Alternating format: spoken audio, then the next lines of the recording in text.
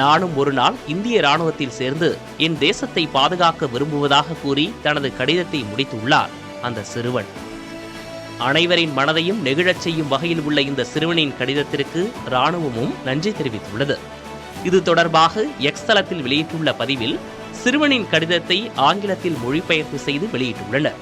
அதில் உங்கள் இதயபூர்வமான வார்த்தைகள் ஆழமான எங்கள் மனதை தொடுவதாக ராணுவம் குறிப்பிட்டுள்ளது.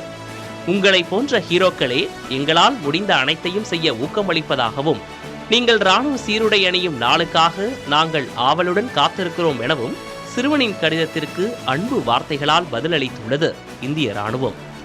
இறுதியாக 1000 நன்றிகள் என மலையாளத்தில் இந்திய ராணுவம் குறிப்பிட்டுள்ளது. பேரிடர் காலங்களில் சவால்களுக்கு மத்தியில் பணியாற்றும் வீரர்களுக்கு நிச்சயம் உத்வேகம் அளிக்கும் வகையில் அமைந்துள்ளது சிறுவனின் இந்த கடிதம்.